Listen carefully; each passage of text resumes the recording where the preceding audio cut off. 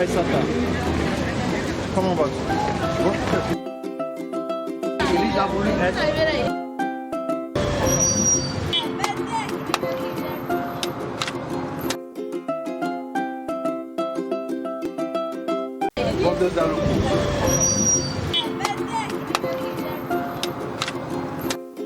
Bonsoir, nous sommes à Bingerville.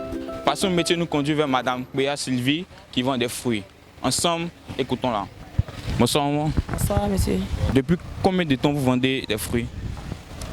Pour Abidjan, ça me fait 8 ans que je vends des fruits à Fekese.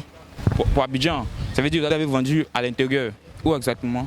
À Sassandra, précisément quartier Kambete. Sassandra. Et comment est-ce que tout cela a commencé? J'ai commencé lorsque j'étais encore très petite avec ma maman au marché. Je vendais des aubergines, des légumes autres avec ma maman au marché.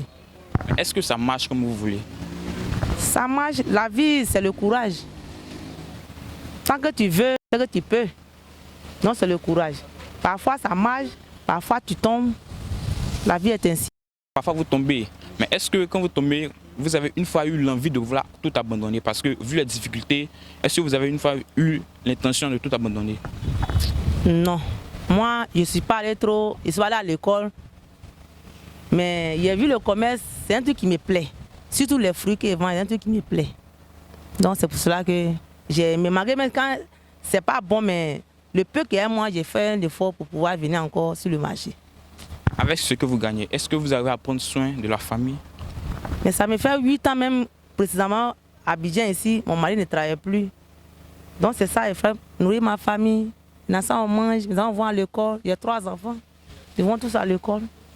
Mais ce que vous faites, quel est le soutien de la famille? Est-ce que vos proches vous soutiennent? Est-ce qu'ils vous disent non, que ce que vous faites, c'est pas pour vous? Bon, comment est-ce que ça se passe avec la famille? Ils me donnent une raison aussi pour dire non, que c'est pas...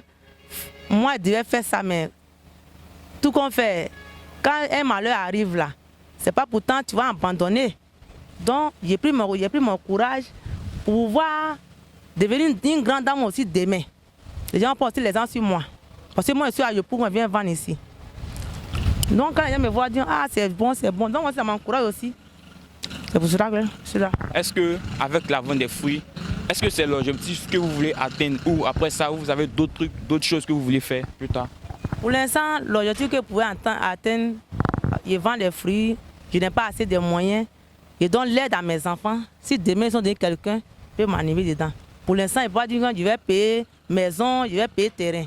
Juste soutenir mes enfants et pour me prendre en charge. Au lieu de demander, plaider autour des gens toujours. Je n'ai pas aimé ça. Maman, je vois que ces bananes elles sont déjà veillées, mais qu'est-ce que vous faites lorsque les fruits pourrissent? Comment est-ce que vous faites? Mais c'est un métier à risque. Lorsque tu gagnes aujourd'hui, tu vas attendre aussi, forcément tu vas perdre. Quand on gagne, on doit perdre. Donc c'est le courage au fait. C'est le courage, le métier n'est pas facile, c'est le courage. Et quelles sont les difficultés que vous rencontrez dans ce commerce-là?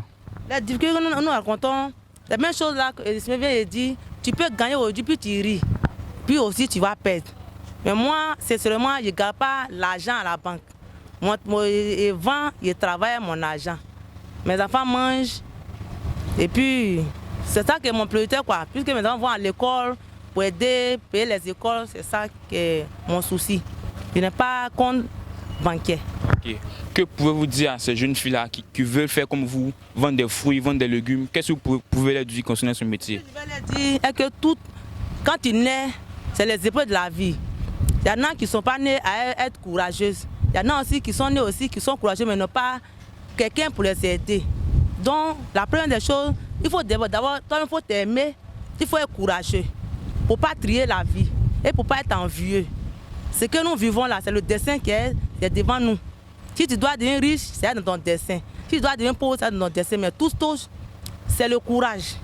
Il faut aimer ce que tu fais. Il faut être courageux. Maman, comment est-ce que vous faites l'approvisionnement de votre marchandise? Parce que souvent, quand vous laissez partir à la maison le soir, il y a des cas de vol. Vous êtes exposé au vol. Comment vous gérez tout cela? C'est ça, je dis toujours que c'est le courage là. Les gens volent. Je ne peux pas attaquer un passant pour dire que tu as volé. Je ne le vois pas. C'est le soutien de Dieu.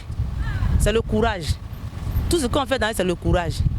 Ça arrive aujourd'hui, tout je suis dans la voiture. Si la voiture ma voiture n'est pas renversée à moi, que je arrive ici sans et sauf, c'est que je dis merci à Dieu. C'est le courage. Rien que le courage.